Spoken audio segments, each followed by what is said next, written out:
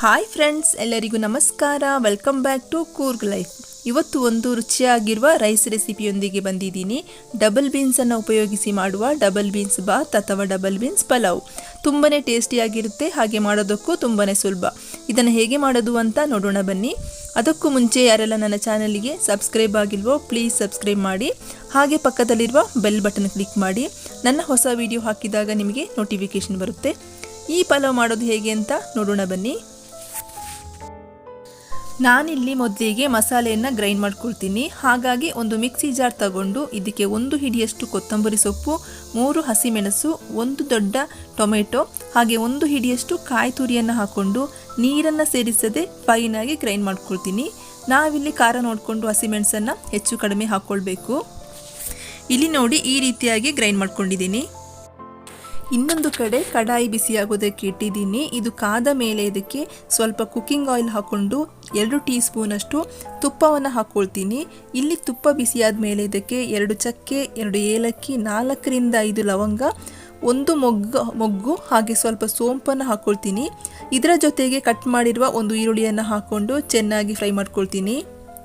ಈಗ ಇದಕ್ಕೆ ಶುಂಠಿ ಬೆಳ್ಳುಳ್ಳಿ ಪೇಸ್ಟನ್ನು ಹಾಕ್ಕೊಂಡು ಈರುಳ್ಳಿ ಚೆನ್ನಾಗಿ ಫ್ರೈ ಆದಮೇಲೆ ಇದಕ್ಕೆ ರುಬ್ಬಿರುವ ಮಸಾಲೆಯನ್ನು ಹಾಕ್ಕೊಂಡು 1 ಟೀ ಸ್ಪೂನಷ್ಟು ಅರಿಶಿನ ಪುಡಿಯನ್ನು ಹಾಕಿ ಮಸಾಲೆಯಲ್ಲಿ ಎಣ್ಣೆ ಬಿಡುವವರೆಗೆ ಚೆನ್ನಾಗಿ ಫ್ರೈ ಮಾಡ್ಕೊಳ್ತೀನಿ.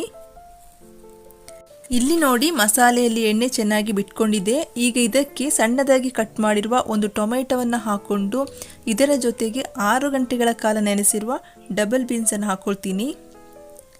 ಹಾಗೆ ಇದರ ಜೊತೆಗೆ ಕಟ್ ಮಾಡಿರುವಂಥ ಬೀನ್ಸ್, ಕ್ಯಾರೆಟನ್ನು ಹಾಕ್ಕೊಂಡು ಚೆನ್ನಾಗಿ ಮಿಕ್ಸ್ ಮಾಡಿ ರುಚಿಗೆ ಬೇಕಾಗುವಷ್ಟು ಉಪ್ಪು ಹಾಗೆ 1 ಟೀ ಸ್ಪೂನಷ್ಟು ಗರಂ ಮಸಾಲ ಪೌಡರನ್ನು ಹಾಕ್ಕೊಳ್ತೀನಿ. ಈಗ ಇದನ್ನು ಚೆನ್ನಾಗಿ ಮಿಕ್ಸ್ ಮಾಡಿಕೊಂಡು ಇದಕ್ಕೆ 2 ಕಪ್ ಅಳತೆಯಲ್ಲಿ BT ರೈಸನ್ನು ಹಾಕ್ಕೊಳ್ತೀನಿ. ನಾನಿಲ್ಲಿ ರೈಸನ್ನು 10 ನಿಮಿಷಗಳ ಕಾಲ ನೆನೆಯೋದಕ್ಕೆ ಇಟ್ಟಿದ್ದೆ. ಇದನ್ನು ಸ್ವಲ್ಪ ಹೊತ್ತು ಚೆನ್ನಾಗಿ ಫ್ರೈ ಮಾಡ್ಕೊಳ್ತೀನಿ. ಈಗ ಇದಕ್ಕೆ 4 ಕಪ್ ಅಳತೆಯಲ್ಲಿ ಬಿಸಿ ನೀರನ್ನು ಹಾಕ್ಕೊಳ್ತೀನಿ. ಈಗ ಇದನ್ನು ಚೆನ್ನಾಗಿ ಮಿಕ್ಸ್ ಮಾಡಿ ಕುದಿಯೋದಕ್ಕೆ ಬಿಡ್ತೀನಿ. ಹಾಗೆ ರುಚಿ ನೋಡಿಕೊಂಡು ಇದಕ್ಕೆ ಉಪ್ಪನ್ನು ಸೇರಿಸ್ಕೊಳ್ತೀನಿ. ಇದರ ಜೊತೆಗೆ ಕೊತ್ತಂಬರಿ ಸೊಪ್ಪನ್ನು ಹಾಕ್ಕೊಂಡು ಕೊನೆಯದಾಗಿ ಇದಕ್ಕೆ 1 ಟೀ ಸ್ಪೂನಷ್ಟು ಪೆಪ್ಪರ್ ಪೌಡರ್ನ ಹಾಕ್ಕೊಳ್ತೀನಿ. ನಾನಿಲ್ಲಿ ಪಲಾವ್ ಏನನ್ನು ಬಳಸಿಲ್ಲ, ಹಾಗಾಗಿ ಬಾಸುಮತಿ ಎಲೆಯನ್ನು ಹಾಕ್ಕೊಳ್ತಾ ಇದ್ದೀನಿ. ಇದರ ಫ್ಲೇವರ್ ತುಂಬಾ ಚೆನ್ನಾಗಿರುತ್ತೆ. ಕೊನೆಯದಾಗಿ ಇವೆಲ್ಲವನ್ನು ಚೆನ್ನಾಗಿ ಮಿಕ್ಸ್ ಮಾಡಿ ಒಂದು ಕುಕ್ಕರಿಗೆ ಟ್ರಾನ್ಸ್ಫರ್ ಮಾಡ್ಕೊಳ್ತೀನಿ. ಕುಕ್ಕರಿನಲ್ಲಿ 3 ವಿಷಲ್ ಆದಮೇಲೆ ಫ್ಲೇಮ್ ಆಫ್ ಮಾಡ್ಕೊಳ್ತೀನಿ. ಈ ಡಬಲ್ ಬೀನ್ಸನ್ನು ನಮ್ಮ ಕಡೆ ದೊಡ್ಡ ಅವರೆ, ಕೋಳಿ ಅವರೆ ಅಂತ ಕರಿತೀವಿ. ಇದಕ್ಕೆ ಬೇರೆ ಏನಾದರೂ ಹೆಸರಿದ್ದರೆ ಕಮೆಂಟ್ನಲ್ಲಿ ತಿಳಿಸ್ಬೋದು. 3 ವಿಷಲ್ ಆದಮೇಲೆ ಲಿಡ್ ಓಪನ್ ಮಾಡಿ ತೋರಿಸ್ತಾ ಇದ್ದೀನಿ ನೋಡಿ. ಈ ರೀತಿಯಾಗಿ ಪಲಾವ್ ಬಿಡಿ ಬಿಡಿಯಾಗಿದೆ. ಇದನ್ನು ನೀವು ರಾಯ್ತಾ ಅಥವಾ ಸಲಾಡ್ ಜೊತೆ ಸರ್ವ್ ಮಾಡ್ಬೋದು. ಇವತ್ತಿನ ಈ ರೆಸಿಪಿ ನಿಮಗೆಲ್ಲ ಇಷ್ಟ ಆದರೆ ಒಂದು ಲೈಕ್ ಮಾಡಿ, ನಿಮ್ಮ ಫ್ಯಾಮಿಲಿ ಫ್ರೆಂಡ್ಸ್ ಜೊತೆ ಶೇರ್ ಮಾಡಿ. ಹಾಗೆ ಮತ್ತಷ್ಟು ಈಸಿ ರೆಸಿಪಿಗಾಗಿ ನನ್ನ ಚಾನಲನ್ನು ಸಬ್ಸ್ಕ್ರೈಬ್ ಮಾಡಿ. ನಾಳೆ ಮತ್ತೊಂದು ಹೊಸ ರೆಸಿಪಿಯೊಂದಿಗೆ ಮತ್ತೆ ಸಿಗ್ತೀನಿ.